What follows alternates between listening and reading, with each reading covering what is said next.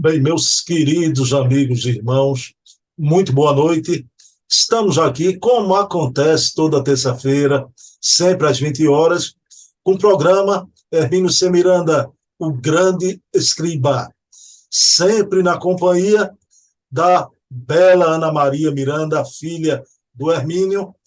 Mas vamos iniciar, Ana, com a prece de início dos nossos trabalhos, do nosso encontro.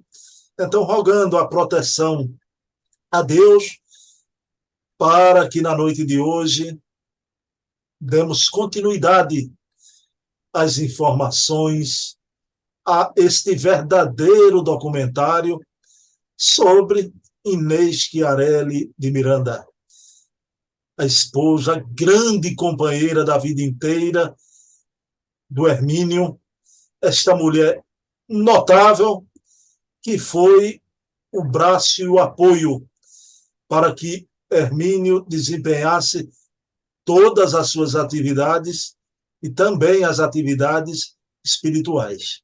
Então, pedindo permissão a Jesus, a quem tudo devemos, iniciamos o nosso programa da noite de hoje. Minha querida Ana Maria, tudo bom, Ana? Como é que você está? Olha, Bruno, muito bem e muito agradecida a você por me dar essa oportunidade de falar da mamãe. E a mamãe, como todas as esposas, tentou ser a melhor, né? E ela conseguiu muita coisa. E eu sou muito feliz por ter sido filha deles dois. Muito obrigada pela oportunidade, pela audiência no nosso canal, né? Nosso, agora é nosso, né? Nosso canal. Ana, veja bem, eu fiz umas promessas que eu vou ter que cumprir, né, Ana? Promessa é dívida. É, Então, eu queria antes saber uma coisa, Ana. A repercussão foi maravilhosa, né, da primeira parte, né? Aqui em Recife eu tenho recebido mensagens mil, né? Seus amigos gostaram do programa, do primeiro programa, Ana? eles gostaram muito, porque eu tenho muito poucos amigos que conheceram a mamãe, né? Porque são amigos do consulado, e só que eu já saí do consulado foi em 2014. Então, elas não conheciam mais a mamãe, já estava bem velhinha, né? Com 96, 93 anos. Mas, por exemplo, a Maristela, uma grande amiga minha, ela conheceu o papai e a mamãe pessoalmente. E ela sempre me dá uma notícia das lives, ela gosta muito. E aquela que eu escrevi para você agora, hoje também, que mandou uma mensagem linda, com uma pessoa maravilhosa, que escreveu uma coisa muito bonita a respeito da nossa estadia nos Estados Unidos, e trocamos umas palavras. Eu fiquei muito feliz com ela, mas foi muita gentileza de todo mundo, sabe? Porque eu sei que eu não tenho condições assim muito boas de falar de repente, mas essa gente é maravilhosa. Eu estou muito feliz poder fazer isso, tentar falar sobre a mamãe, principalmente a mamãe, porque eu sempre falo sobre o papai, né? E você aceitou meu pedido de eu poder falar sobre ela um dia e chegou, o dia chegou. É isso. Muito Ana, obrigada, Bruno. mas é impressionante que você, naquela época nos Estados Unidos, era pequenininha. Como você se lembra, aquilo tudo está pirografado na tua alma, né? É É, impressionante. é, é porque é o que eu digo para as pessoas, sabe, Bruno? Eu ainda não voltei dos Estados Unidos. Eu estou lá ainda. Eu acho que eu fiquei lá. Minha corpo está aqui, mas meu espírito, minha alma estão lá. De tanta identificação que eu tive. E fui pequena para lá também. Eu me considero criada nos Estados Unidos, porque uma coisa curiosíssima que aconteceu comigo. Eu não me lembro de nada que aconteceu comigo enquanto eu estava no Brasil, antes de ir para os Estados Unidos. Eu tinha 6 anos e meio quando eu embarquei, não me lembro de nada do Brasil naquela primeira fase da minha infância. Contando isso, ninguém acredita, nem eu. Mas É só isso que eu me lembro. Eu só me lembro da minha chegada nos Estados Unidos em diante. Você é como se fosse Né? uma americana naturalizada brasileira, né? Veio dos Estados Ah, Unidos não para tenha cá e dúvida. começou sua vida brasileira. Não tenha dúvida. Eu sou uma americaninha. Ana, veja bem, eu prometi ao pessoal, Ana agora vai narrar para a gente, né? A gente viu a primeira parte, o casal com os filhos nos Estados Unidos, né? Então, a gente vai ver agora a segunda parte no Brasil. Mas, minha querida Ana Maria, olhe, palavra toda sua. Ana, querida, quem é a Inês Chiarelli de Miranda aqui no Brasil? A gente já viu Dona Inês lá sem saber inglês, todo o esforço, não é? A luta, mas ela vem aqui para sua terra com seu marido. Conte-nos essa história, por favor. A gente é todo ouvido, Ana. Ok, muito obrigada, Bruno. Então, nós paramos na estadia deles nos Estados Unidos durante 4 anos e 8 meses, e aí pegamos o navio, né, para voltar para o Brasil, naturalmente, todas as despesas pagas pela Companhia Siderúrgica, uma maravilha de um navio, uma coisa fora de série. E chegamos, o navio faz toda a vinda, pelo Oceano Atlântico, né, saindo de Nova York até chegar no Brasil. Então, atravessa a linha do Equador. Então, para movimentar um pouco as coisas a bordo, existe um batismo. Você tem que ser batizado quando cruza a linha do Equador. Aspas, tem que ser. Né? Então, eles fizeram uma festa, uma gracinha. As crianças ficavam numa espécie de uma arquibancada, sentadinhas uma ao lado da outra, e tinham que ser batizadas. Então, o batismo das crianças era com massa de suspiro. Tinha que botar massa de suspiro aqui no queixo, no narizinho e na testa. Então, todo mundo estava batizado. Os adultos é que era engraçadíssimo. Eles ficaram danados da vida. Tinha que botar macarrão dentro da roupa das senhoras e dos calções dos homens, e depois eles tinham que cair na piscina. Era o batismo dos adultos. Então, essa foi uma festinha que houve no navio, muito, muito engraçadinha.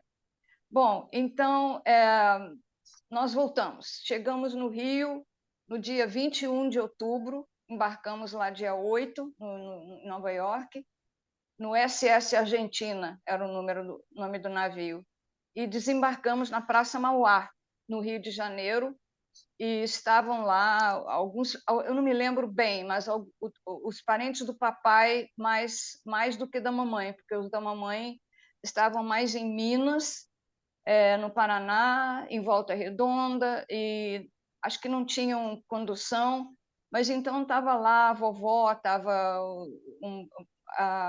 um filho da tia Hermínia, que era irmã do vovô, e de onde o papai herdou o nome, o filho dele, a esposa, as duas filhas, e o filho homem já, o Fernando, que já era também um fazendeiro, eles eram fazendeiros.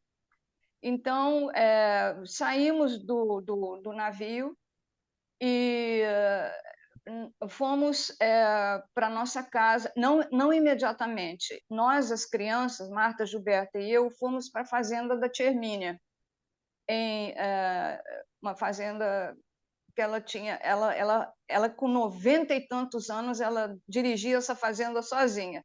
Incrível, assim, a minha tia Hermínia. Não tinha fogão a lenha, não tinha rádio, quer dizer, ter rádio tinha, mas ele funcionava a bateria, não era pilha, não era rádio pilha, não. Isso foi em 1954. O filho dela comprou uma bateria para ela poder ouvir o Alziro Zaru, lembra dele? Ziro, Ela ouvia Alziro Zaru toda noite, era absolutamente sagrado. o fundador da Tá? LBV, não é? E como?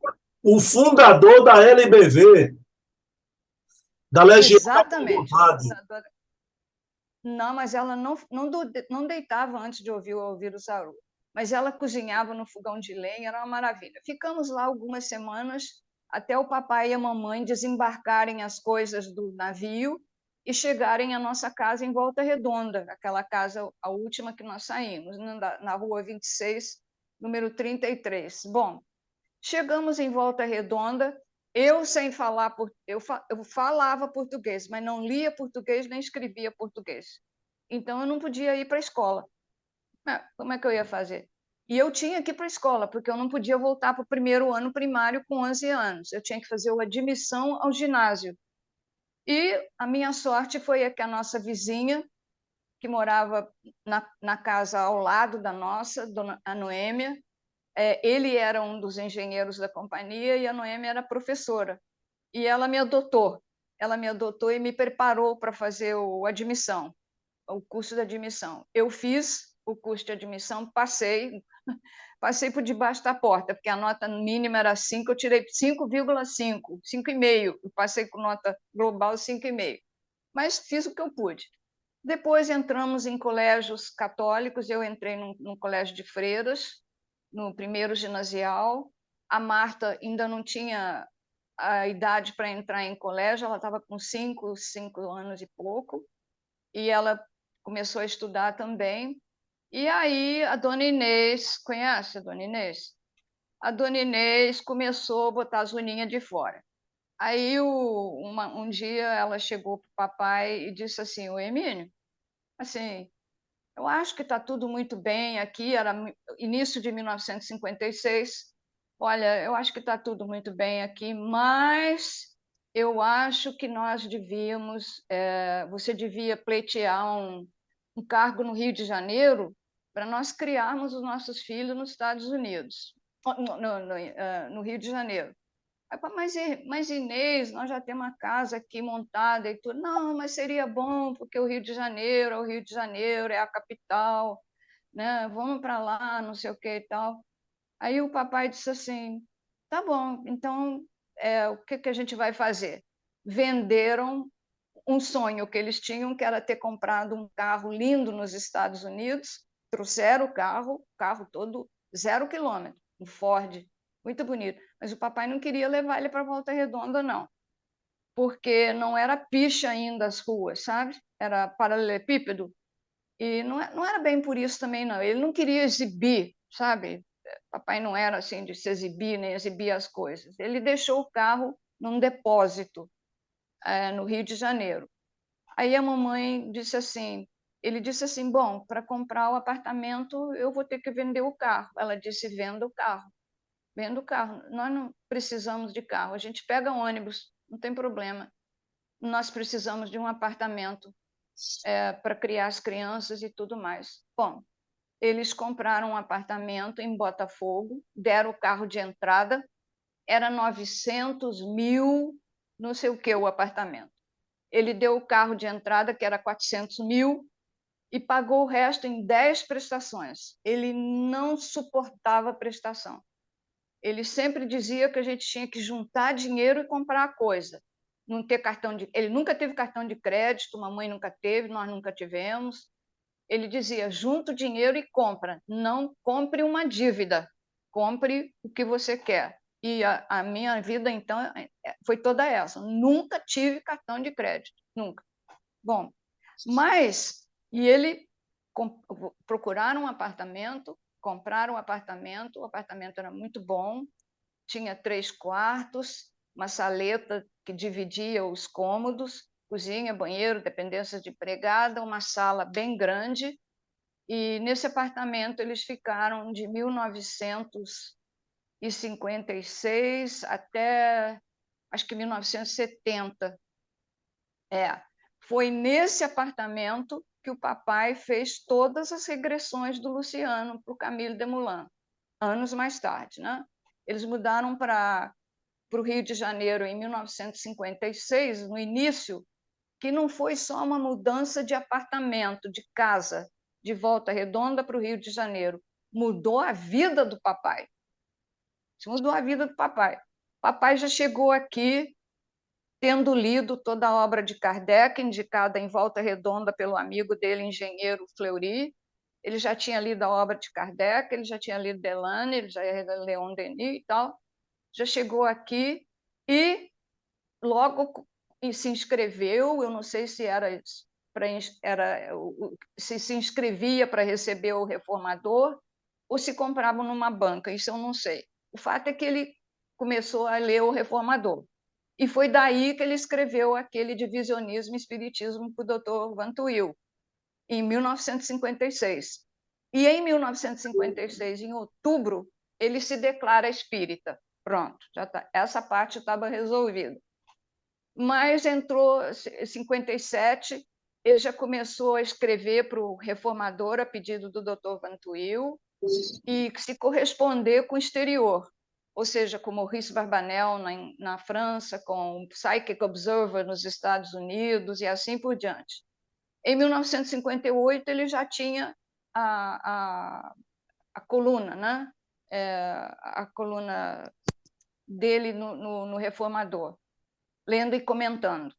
Bom, então aquela foi uma mudança de vida para o papai muito grande, aquele empurrãozinho que a mamãe deu para ele de levezinho. O primeiro empurrãozinho foi de leve.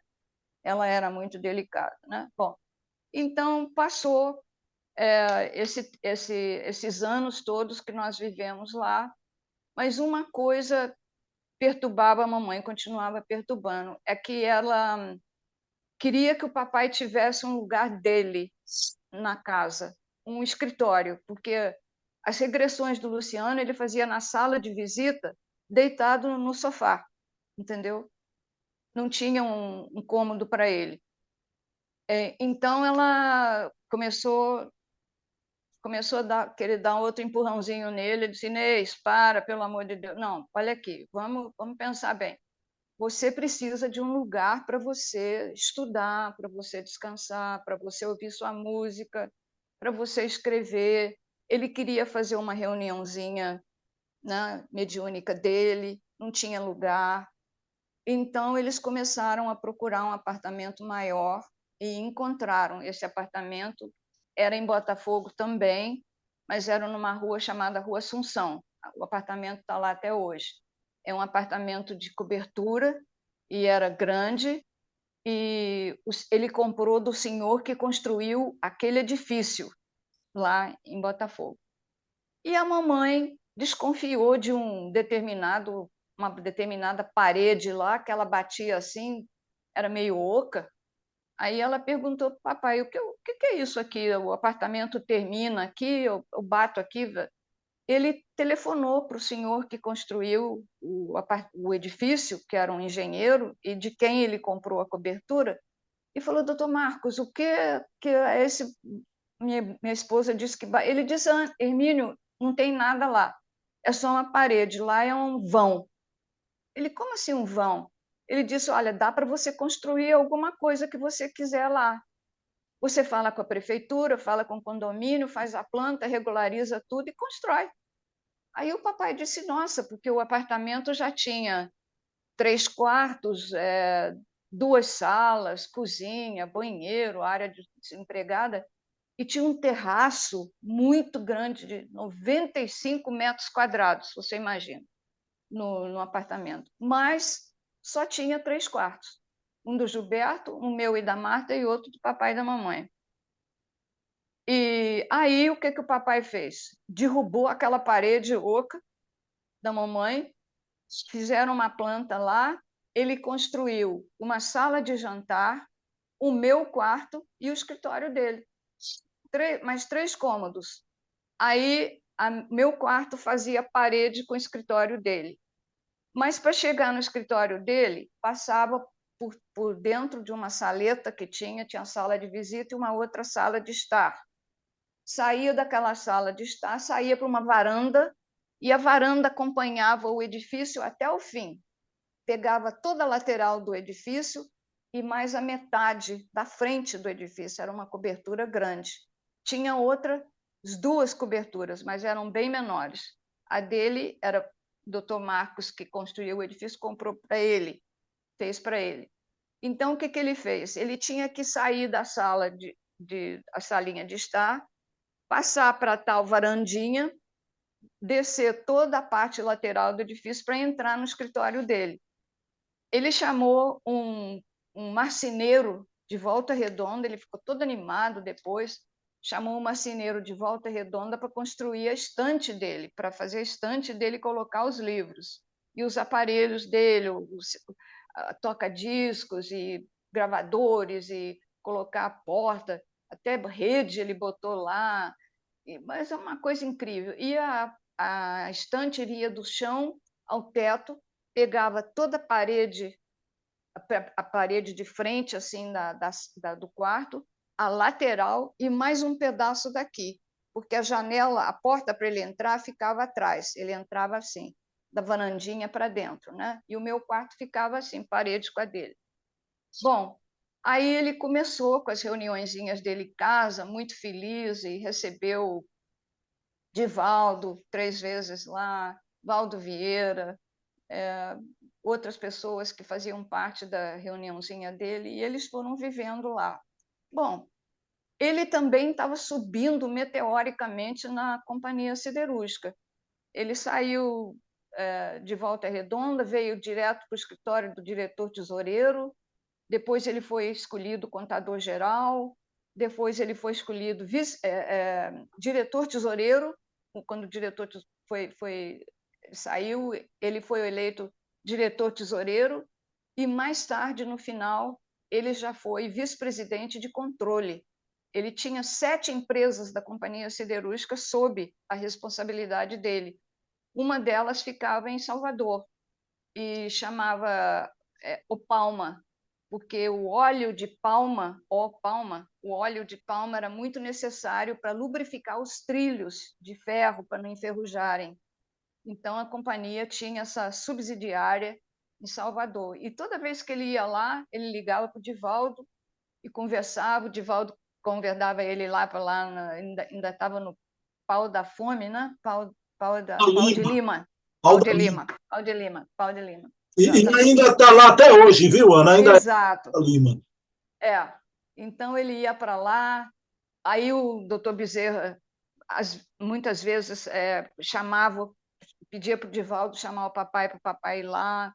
Então, a vida dele era assim. E também ele tinha que frequentar muitas atividades sociais, porque a companhia estava em plena evolução e aquela coisa toda, e ele chegou com uma bagagem imensa dos Estados Unidos, e ele frequentava festas e bailes e jantares e festividades assim, e a mamãe sempre acompanhando.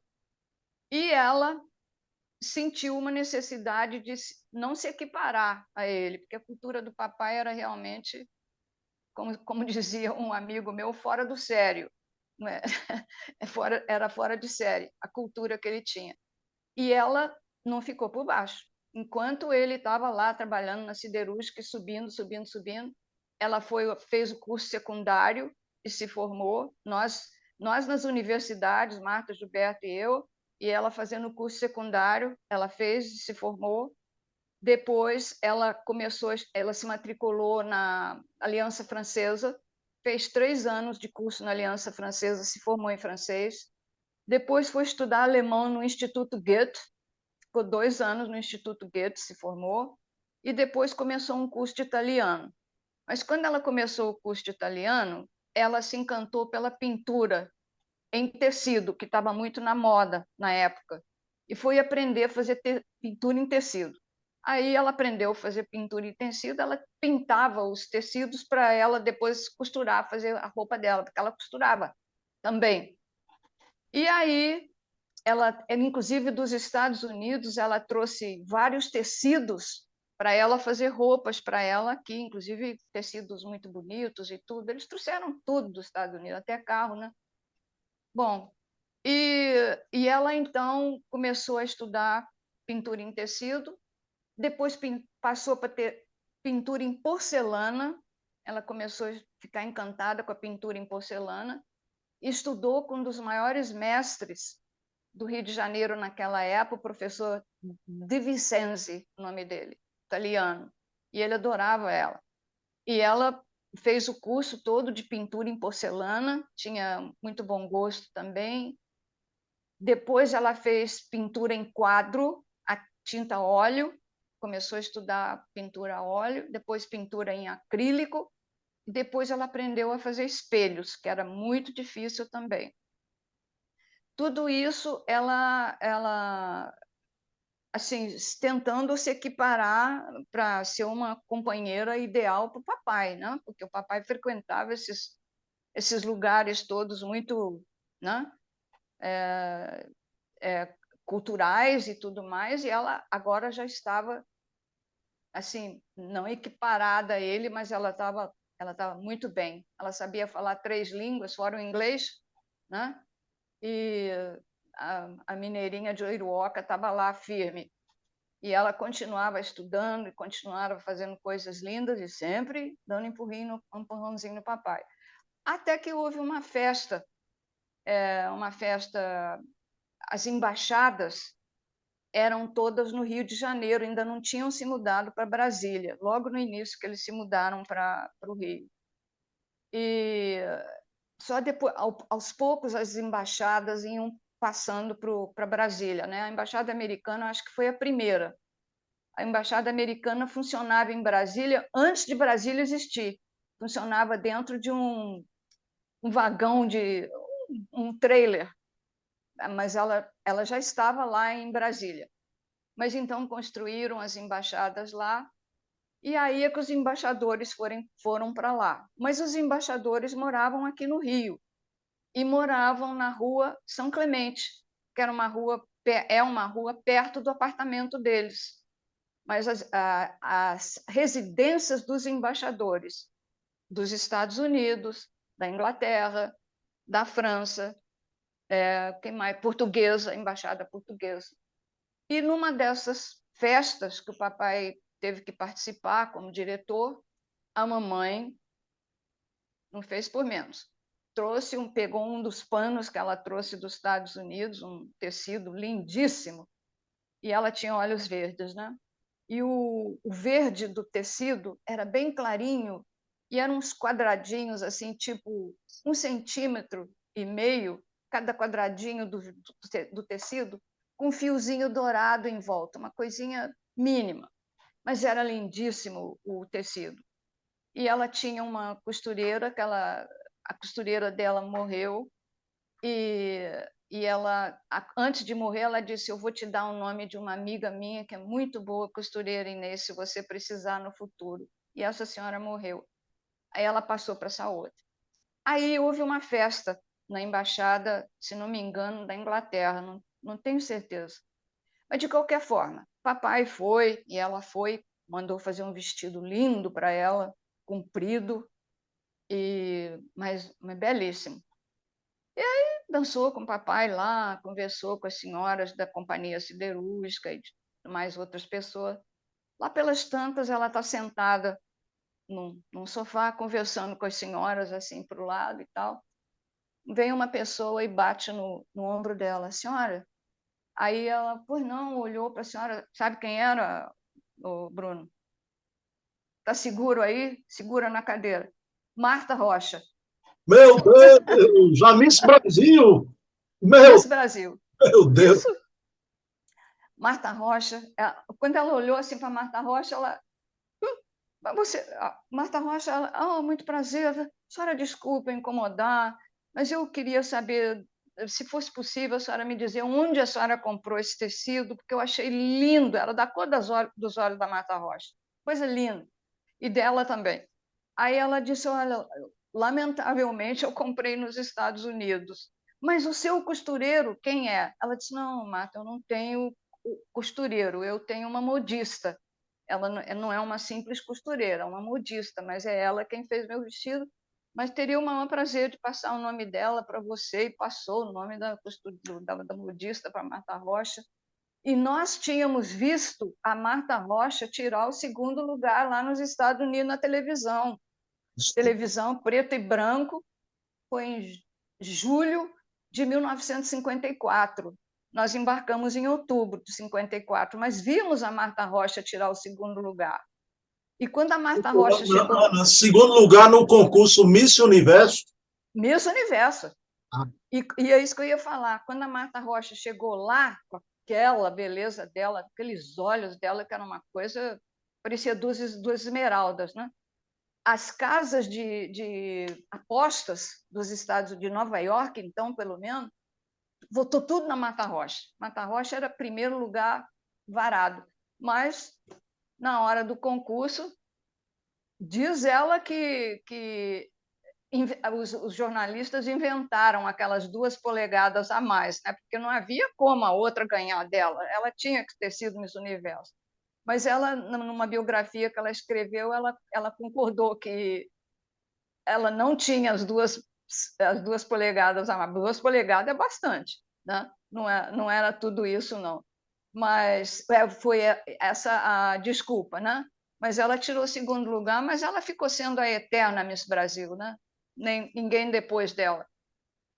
Dalgisa Colombo depois e tal. E uma delas foi Miss Brasil, Miss Universo, aqui eu esqueci o nome dela.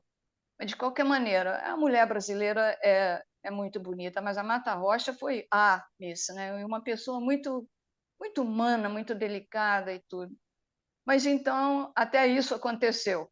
A Marta Rocha pediu para a mamãe explicar para ela o vestido, onde comprou o tecido e quem era o costureiro dela, o Dior dela. Não era Dior, não. Era uma senhora que morava na rua Santa Clara, e o nome dela era Iná, muito, muito maravilhosa. Bom, aí, mais uma vez, o papai começou a fazer as reuniões na casa dele, já no apartamento dele, e continuou trabalhando muito já para o espiritismo, nas reuniõezinhas mediúnicas dele e tudo mais. E, em 1977, resolveram tirar a lua de mel, porque eles não tinham tirado em 1942, não tinha dinheiro. Eles casaram, pegaram o trem e voltaram para a casinha de madeira deles, né? Não tiraram lua de mel. Aí o papai já era um escritor, né, de nome, e papai resolveu ir visitar, tirar uma lua de mel assim de 2 meses, só ele e a mamãe. Imagina se alguém ia com eles, né? Mas, de qualquer forma, eles foram para... Eu vou ler todo aqui, porque eu não sei de cor. Mas, olha, Grécia, Itália, Inglaterra, França, Espanha, Egito, Jerusalém, Belém, Corinto e Veneza. Isso só que eu me lembro. O resto eu não me lembro, mas foram a outros lugares também. Mas, então, aí, em cada país desse, eles iam visitar aquelas coisas que todos os turistas visitaram. Mas você nota que Grécia, Inglaterra, França, Egito, Jerusalém, Belém, Corinto e Veneza. Veneza não tanto, mas Corinto. Todos os lugares onde o papai achava que ele tinha uma ligação espiritual numa outra encarnação dele. Bom, aí eles foram, pegaram avião, ficaram 2 meses fora, e nós aqui no Brasil. E quando eles chegaram no Egito, o papai quis subir uma das pirâmides.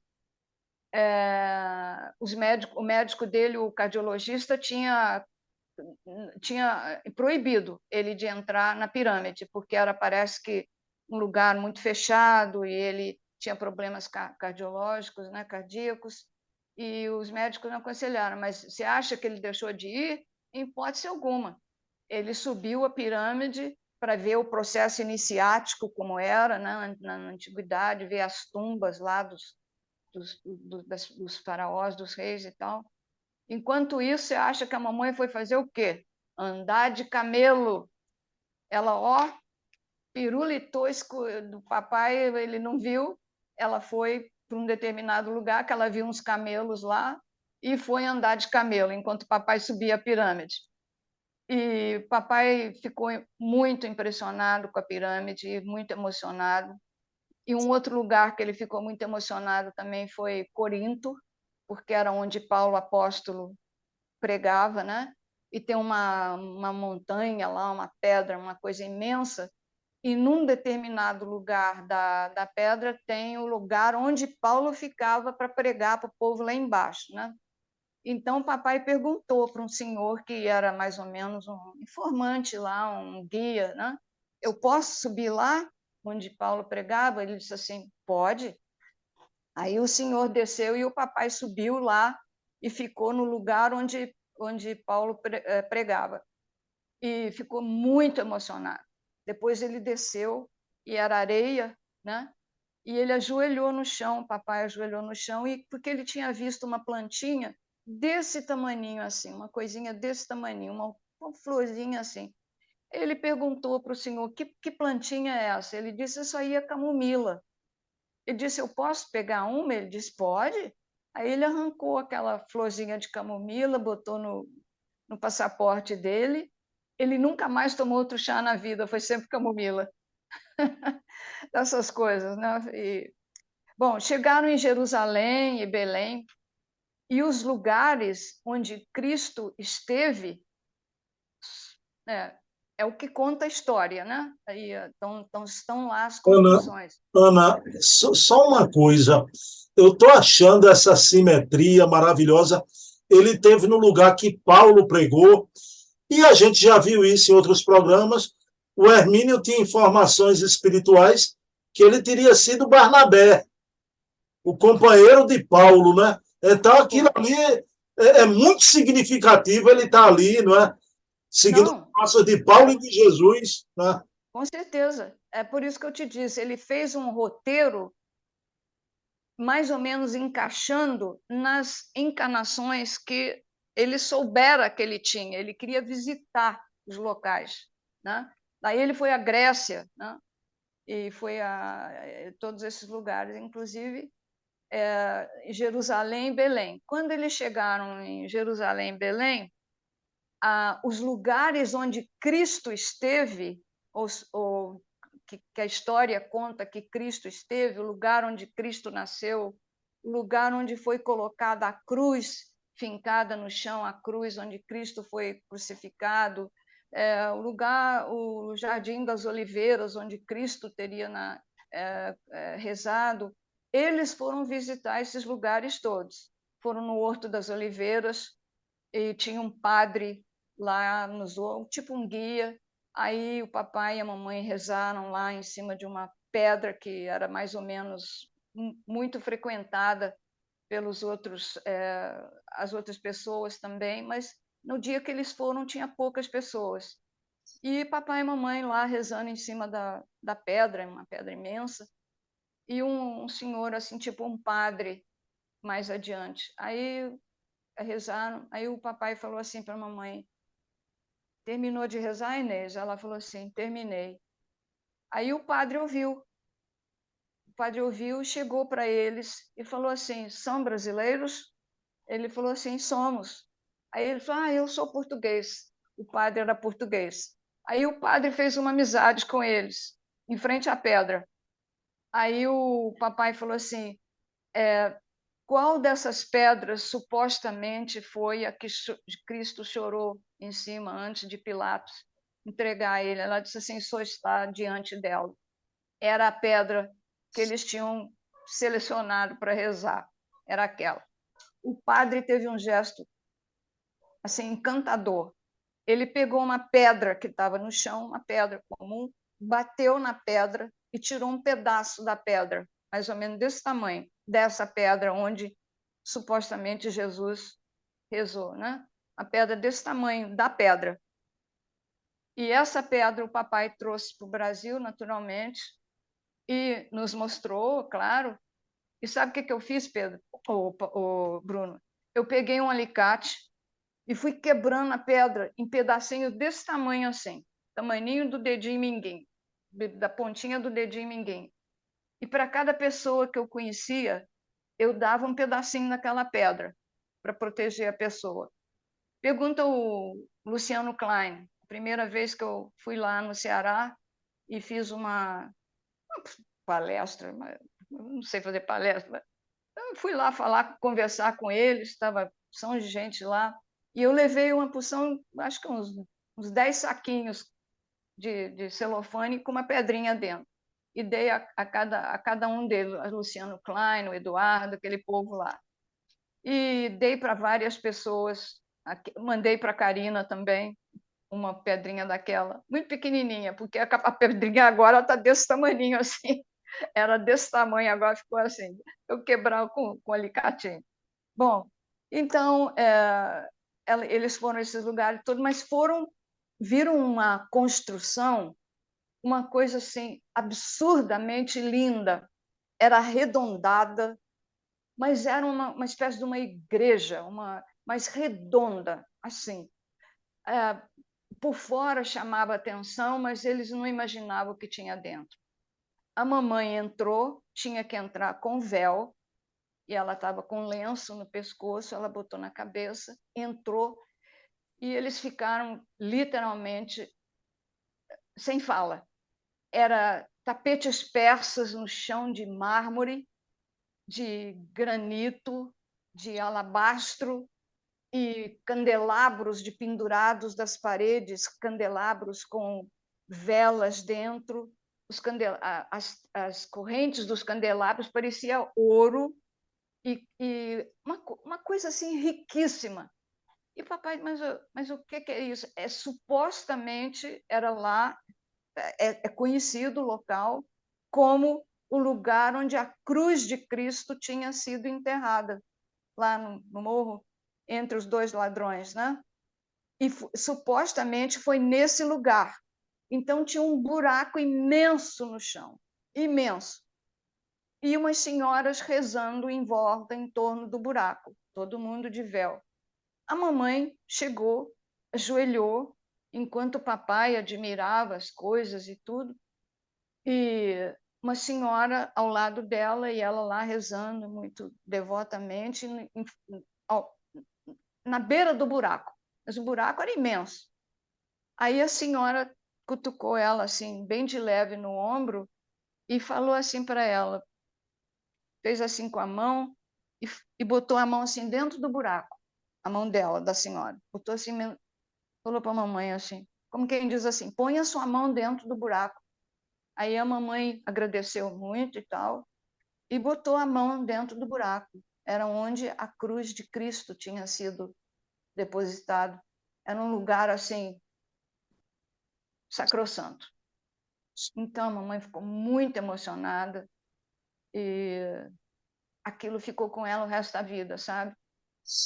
E a impressão também do lugar ficou muito. Papai falou assim, mas Cristo era tão simples, e eles construíram essa coisa magnífica em ouro, tapetes persas e alabastro, e Cristo era uma pessoa tão simples, né? Mas era para turismo, né? Tinha que ser uma coisa assim muito grandiosa realmente, né? Bom, então papai voltaram passaram por esses países todos. Eu fui me encontrar com eles em Londres e começam as emoções, né? Eu cheguei no aeroporto de Londres e peguei minhas malas e fui andando para onde as pessoas ficavam esperando as pessoas chegarem do avião, né? Daqui a pouco eu vejo uma bandeirinha voando assim. Aí eu fixei a vista, estava assim, Ana Maria, welcome to London. Ana Maria, seja bem-vinda a Londres. Aí eu caí no choro. Era o papai, que tinha feito de uma cartolinazinha assim, ele escreveu isso e ficou balançando a bandeirinha lá para eu vê-los. Aí eu fui vê-los e foi aquela emoção da chegada, né? Fazia 2 meses que eu não os via, né? Mas aí nós fomos para o hotelzinho na Inglaterra. Era uma casa, não era um hotel. Umas senhoras utilizavam as casas dela depois que elas ficavam viúvas e alugavam os quartos, sabe? Uma coisa muito bem feita, muito linda. E o papai tinha alugado um quarto com banheiro para ele e a mamãe e outro para mim. Então nós ficamos lá e vimos muita coisa na Inglaterra juntos, fomos na Torre de Londres e nos divertimos muito lá. Bom, passou essa coisa da viagem, papai se aposentou em 1979, mas a companhia siderúrgica pediu para ele ficar mais um ano, para ele ser o diretor, presidente, melhor dizendo, da Sotecna.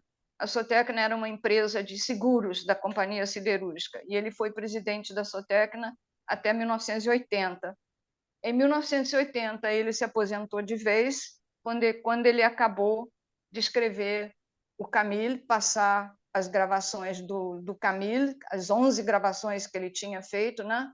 Ele usou essa aposentadoria dele, passou tudo que estava gravado para o papel e terminou de escrever a parte dele, né, do Camille Desmoulins, em 1981, exatamente, 12 de julho. Eu já mostrei para vocês isso, né?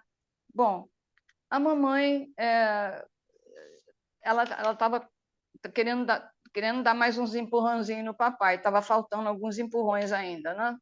E eles já tinham esse apartamento.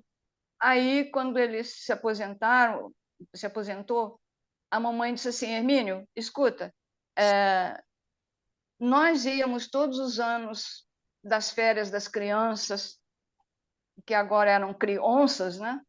Crianças, né? Nós íamos para Caxambu, passávamos lá 20 dias e tudo. Você tomava água, ia para o parque, se divertia lá com a natureza, meditava. E eu acho que isso está faltando na sua vida, essa volta. E vamos comprar uma casinha lá em Caxambu, um apartamentinho, uma coisa assim, para a gente ficar lá nos meses de verão, aquele empurrãozinho dela, né? Ah, mas Inês, mas aí ele não, para Caxambu ele não botou nenhum problema, não. Eles foram para lá, ela foi procurar um lugarzinho para eles morarem, e ela encontrou num edifício muito bom, lá em frente o Hotel Palace, tinha o edifício Palace do outro lado da rua. E nesse edifício tinha 2 apartamentinhos, kitnets à venda. Então o papai comprou os dois apartamentinhos, que eram um ao lado do outro, 0 quilômetro, tudo novinho, fez um buraco na parede e abriu. Ficaram 2 kitnets, mas ligados, né, pela essa abertura, porque eles tinham 40 metros quadrados cada um, eram muito pequenos. Mas com 80 metros já dava para eles, tinha cozinha, banheiro, essas coisas todas, né? 2 de cada, porque eram 2 apartamentos kitnets completos, né? Compraram esses 2 kitnets. Bom, mobiliaram, ficaram muito felizes. Todo ano eles iam para lá em novembro, só voltavam em abril, março, abril, quando passava o calor do Rio. Mas aí, um dia, eu fui lá visitá-los e eu já estava trabalhando. E a mamãe disse assim: Ana Maria, vamos a Baipindi fazer umas compras? Eu falei: vamos. Baipindi foi onde o papai estudou o curso primário, que o padrinho dele levou ele para lá, porque o vovô não podia mais pagar o curso dele, né? Então, ele gostava muito de Baipindi e principalmente de Caxambu. Eu e a mamãe pegamos um táxi e fomos para Baipindi. Baipindi era 15 minutos de distância de Caxambu. Aí passamos numa rua muito, muito quieta, muito boa, uma rua, casas muito bonitas. Tinha uma delegacia de polícia numa esquina, tinha uma igreja presbiteriana numa outra esquina, e um pouco mais adiante estavam construindo uma clínica. E muito perto da clínica, do lado de cada rua, passamos de táxi e eu olhei assim para de uma casa assim em estado precário, caindo mesmo, muito ruim, muito arrebentada e tal. A mamãe também viu. Aí eu falei assim: nossa, mas que casa interessante, né? Ela era sob pilotis de pedra, embaixo era a garagem, tinha uma escada e a casa começava do segundo andar para cima. Aí a mamãe virou para mim e disse assim: vou trazer seu pai aqui. Já estava ela lá com as minhocas na cabeça de novo, porque ela não parava. Aí levou o papai lá, o papai se apaixonou pela casa em ruínas. O Gilberto já estava formado em arquitetura. Ele desenhou a planta, construiu, reconstruiu a casa, e a casa está lá até hoje. Eles foram ficando velhinhos, ele botou lá um elevador, botou um elevador na casa, porque tinha que subir uma escada para chegar no segundo andar, que é onde começava a casa.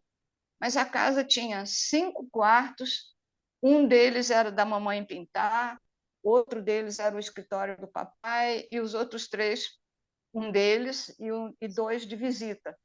Então, a gente ia para lá, a gente ficava lá, e o papai escrevia, e tinha a rede dele no escritório, como ele sempre teve, e a mamãe com as pinturas dela no ateliêzinho dela. E essa casa está lá até hoje, é uma gracinha de casa, todo mundo gosta muito. Bom, aí as coisas foram ficando um pouco mais difíceis, porque papai já estava com bastante idade. A última vez que ele foi a Caxambu foi 2013, e quando ele voltou em abril, eu estava no apartamento, que eu estava preparando tudo para a chegada deles. Aí ele chegou e disse assim para mim: minha filha, nunca mais eu vou a Caxambu. Eu abri na porta para ele, eu falei: o que que houve? Ele disse assim: não, eu não quero mais fazer obra em Caxambu, não quero melhorar nada, eu nunca mais vou a Caxambu. Eu fiquei impressionada, mas imaginei só que ele tivesse cansado da viagem, né? E a mamãe veio com ele, tá? A mamãe já estava bem caidinha também, já estava com osteoporose. Papai já tinha passado por 4 cirurgias de peso, né? 4 cirurgias. E aí, então, papai resolveu um dia voltar para casa. E faleceu no dia 8 de julho. Eu estava com ele lá, cuidando dele. A Marta estava lá também, mas eu dormi no quarto deles. E eu passei lá, cheguei no dia 5, que era uma sexta-feira. Dia 6, ele foi para o hospital. No dia seguinte, ele já passou mal. De manhã cedo, eu e a empregada, eu tinha dado a minha empregada para a mamãe, mas eu e a empregada não conseguimos levar ele para a cozinha para tomar café. Eu senti um, um endurecimento nele, que é o rigor mortis, né? Na minha opinião, ele já tinha entrado no rigor mortis. E foi um sufoco. Desistimos de levar ele para a cozinha, trouxemos ele de volta, deitamos ele, e dali no dia seguinte, naquele dia mesmo à noite, ele foi para o hospital, entrou na emergência. No domingo, nós fomos visitá-lo na UTI, ele estava sedado. E no dia seguinte, segunda-feira, fomos visitá-lo, ele tinha morrido meia hora antes de nós chegarmos. Ah, mamãe, é, ela falou bem. No enterro dele, ela perguntou assim para mim: Ana Maria, quando eu morrer, onde que eu vou ser enterrado? Eu disse: ué, mãe, você vai ser enterrada aqui, junto com o papai. Mas como? Eu falei: ué, você não vê que o caixão dele foi lá para baixo? Eles vão botar uma laje em cima. E falei, só para dar uma satisfação para ela, né? E o seu caixão vai ficar em cima. Ela falou assim: enquanto isso aqui está acontecendo, você não podia ir lá na secretaria perguntar se eles não podiam me enterrar dentro do caixão dele? Eu falei: não, mamãe, isso eu não posso fazer, porque eles não vão fazer isso, tá? Não, não há possibilidade de fazer, mas olha só. Aí eu falei assim, me emocionou muito, eu falei assim: isso eu não vou poder fazer. Aí ela disse assim: tá bem, tá bom. Então, ele estava com 93 anos e ela com 92. Ela ainda viveu 3 anos depois dele. Ela morreu com 95 anos. E brevemente, eu vou contar aqui, você se lembra das Olimpíadas, né, em 2016, aqui no Brasil? Começou dia 1º de agosto e terminou dia 20 de agosto. Agosto era o mês que eles se casaram, agosto era o mês que eu nasci, e a mamãe dizia que agosto era um mês muito feliz para eles. Bom, no dia 1º de agosto, eu estava aqui em casa, toco o telefone, era a empregada. Ana, vem para cá correndo. O que que houve? Ela falou assim: a sua mãe levou um tombo e ela parece que não está muito bem. Eu voei para lá. Do jeito que eu me vesti, peguei o carro e fui. Bruno, eu só saí de lá 21 dias depois. Eu fiquei com ela 21 dias. Eu cheguei, chamei imediatamente o plano de saúde, eles vieram com uma ambulância, uma médica, e a médica logo diagnosticou sem imagens que ela tinha quebrado o fêmur. E aí eu levei ela para um dos hospitais do plano, que era onde o papai tinha morrido, e eu não gostei, nenhum de nós gostou do hospital. Mas, de qualquer maneira, levei ela para lá porque era onde o plano levava. Mas eu não queria aquele hospital, mas ela foi para lá. Aí eu liguei para um amigo médico meu, um amigo meu médico que morava nos Estados Unidos. Falei, doutor, olha, aconteceu isso assim, assim. Quem é o melhor operador de fêmur do Brasil? Brinquei com ele assim. Ele falou, Ana, é doutor fulano de tal. Você quer o telefone dele? Eu quero. Me dá o telefone dele. Ele foi lá, pegou o telefone, me deu ligação internacional. Mamãe no hospital, deitada lá com dores imensas. Aí ele me deu, liguei para o médico estava em Aracaju, pegando um avião para voltar para o Rio de Janeiro. Ele tinha ido a Aracaju fazer uma operação lá. Ele era maravilhoso, esse médico. É maravilhoso.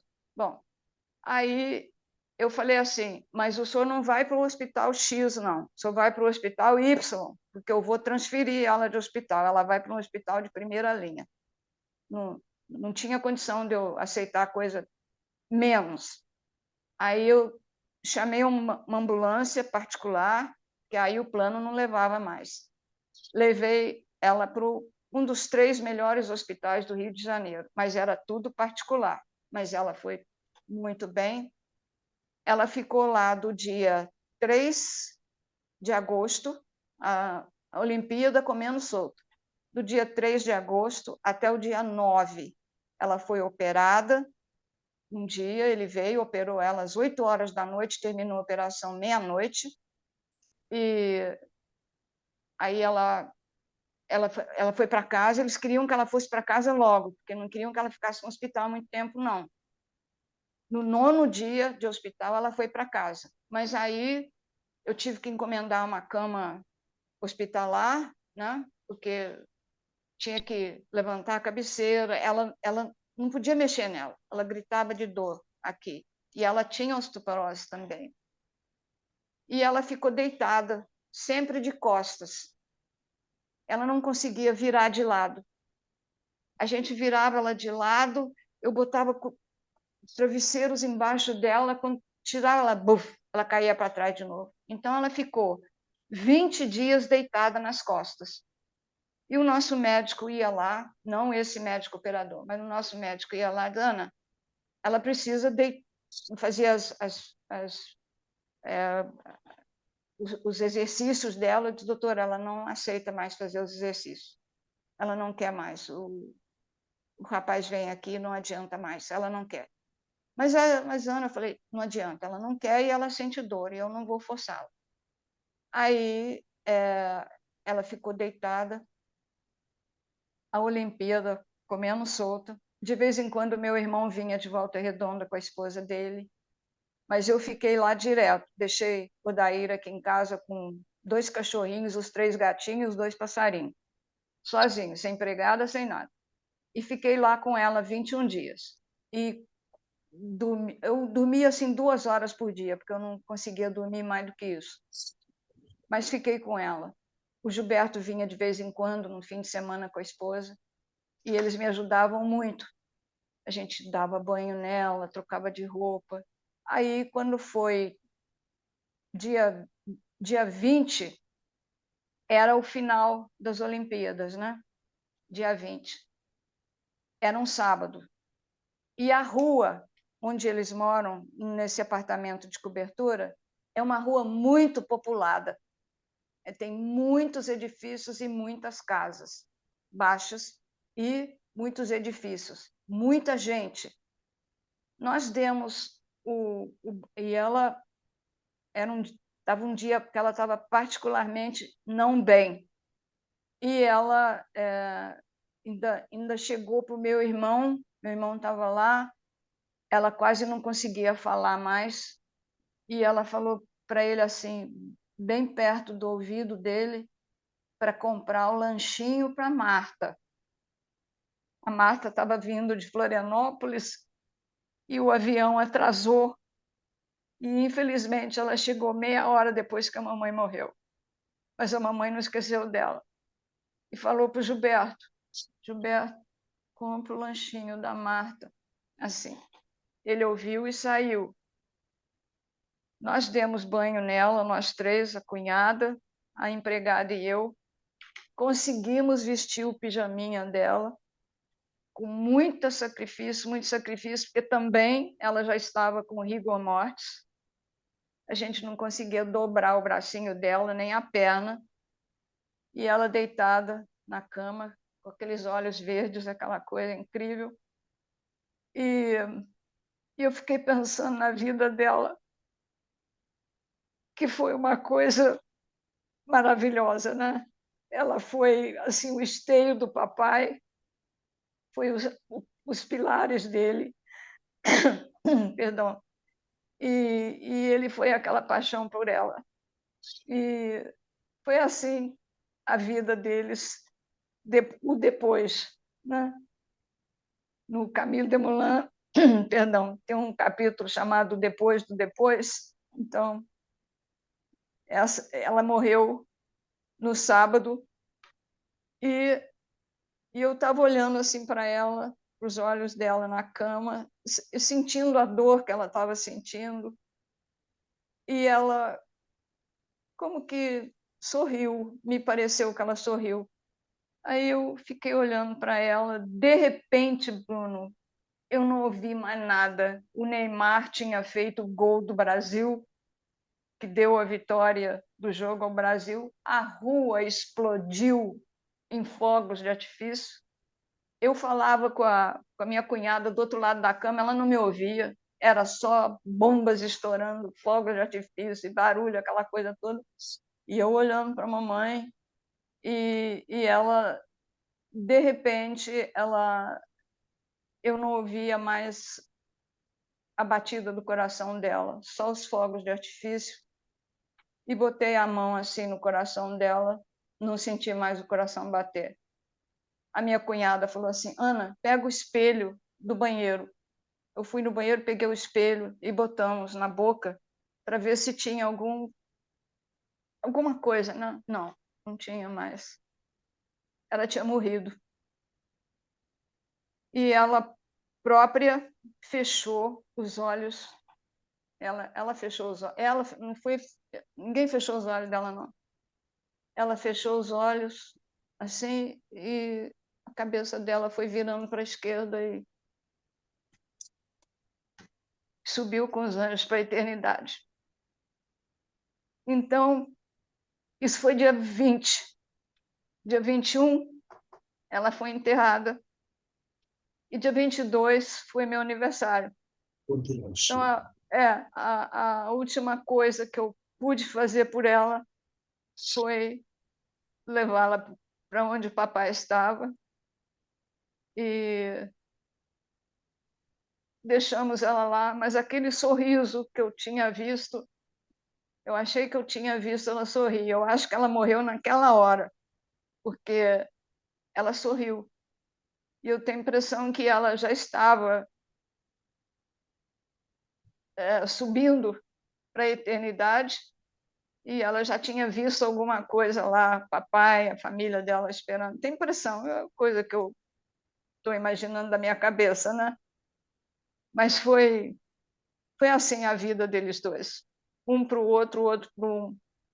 É muito emocionante. Para mim foi, para nós todos, meus irmãos e eu, porque eles foram assim absolutamente tudo na nossa vida. Tudo deles era pensando em nós. Vamos criar nossos filhos em Nova York, vamos criar nossos filhos no Rio de Janeiro. E foram os melhores colégios, as melhores faculdades, tudo que a gente podia ter, nada de dinheiros. As viagens que eu fiz com ela, papai pagava a parte dela e eu pagava a minha. Nós íamos todo ano para os Estados Unidos, para Nova York. Eu e ela apaixonadas por Nova York. E era as férias dos maridos, a gente chamava as férias dos maridos. Mas a gente se divertia. Ela, então, adorava. Ela andava o dia inteiro até que ela não pôde mais ir. E assim foi a nossa vida. Então, essa é a Inês que eu queria te contar. Aquela menininha levada de Airuoca, de olhos verdes, que foi até secretária do presidente da República, numa festa, né? E conheceu a Marta Rocha, e, e foi aquela que inspirou o papai, eu acho, na vida dele. Tudo que ele realizou, ele tinha ela em mente. E é isso aí, Bruno. Minha querida Ana Maria, a história de vida de Dona Inês é linda, impressionante, mas o coroamento eu acho que é um encanto, Ana, apesar de ser uma desencarnação. Eu vou trazer aqui esse encanto. Dona Inês parte muito semelhante a um apóstolo.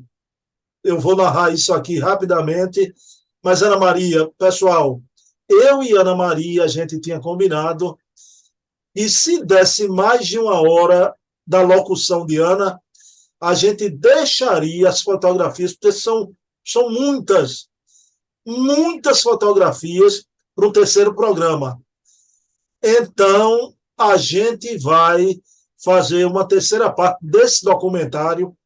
O próximo programa a gente já vai entrar com divã fotográfico, fotos lindas de Dona Inês em várias fases da vida, Dona Inês dançando com o professor Hermínio.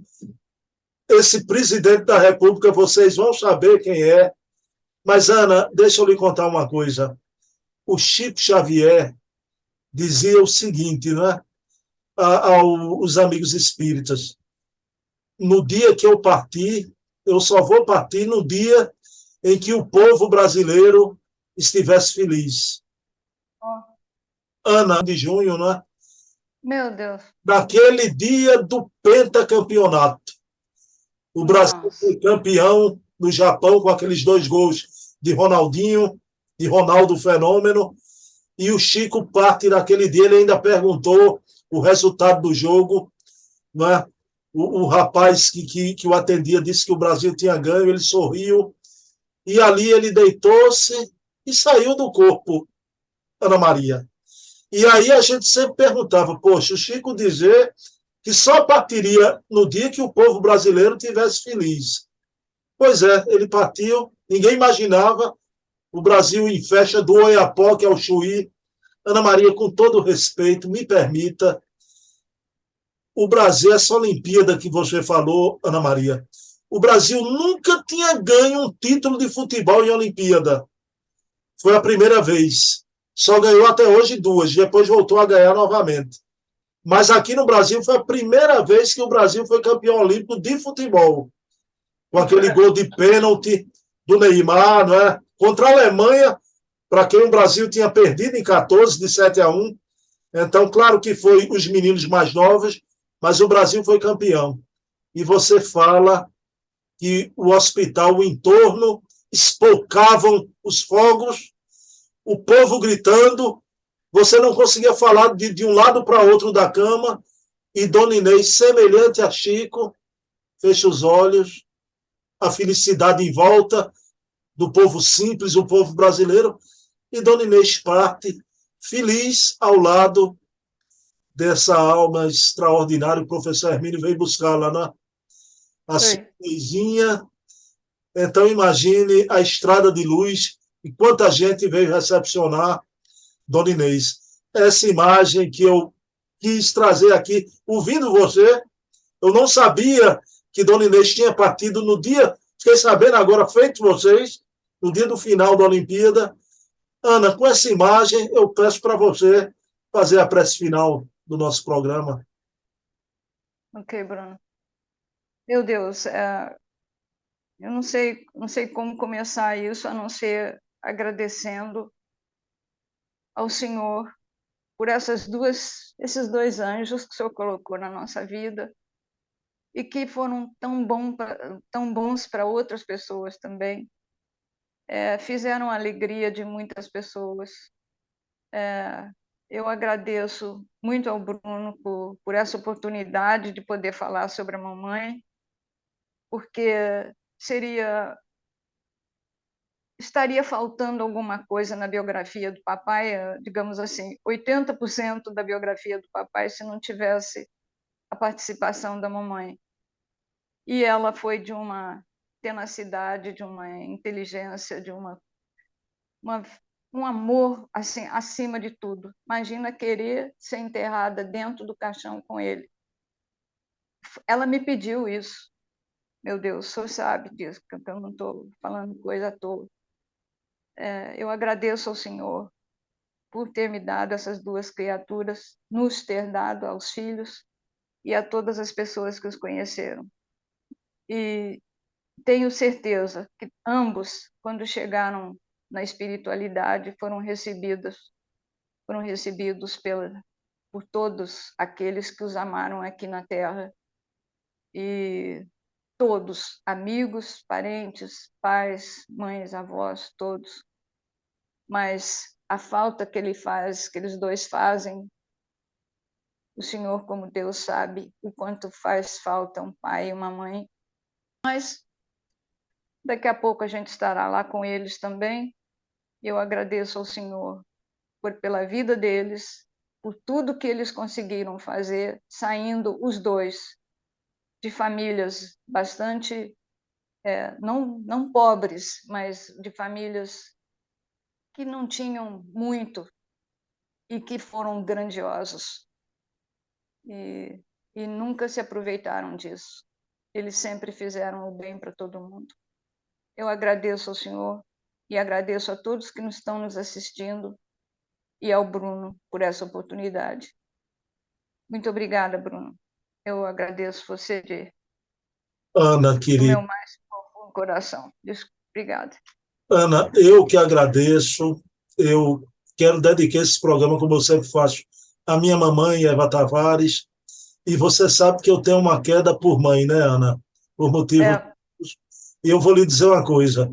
Eu quero dizer aqui parabéns pela mamãe que você teve. Agora dizer mais. Impossível uma narrativa como essa, porque foi uma narrativa do coração e com muito amor, não é? Ana, o espírito Amélia Rodrigues diz uma coisa que eu não esqueço, né? Quem não é bom filho, não é bom coisa nenhuma. Então, ouvimos aqui a narrativa de uma filha que continua a amar esses pais maravilhosos. Ana, parabéns pela filha que você é. Gratidão por essa beleza de narrativa. Semana que vem a gente continua com divã fotográfico. Gratidão, viu, Ana? Eu é que agradeço, Bruno. Muito obrigada mesmo, e a todos que nos assistiram pela paciência. Muito obrigada. Fico muito Beijão. feliz. Pessoal, não percam semana que vem as fotografias. E eu estou guardando, vocês vão ver, Dona Inês. Semana que vem não percam. Abração, Ana. Ah lá, até lá, Bruno. Fica com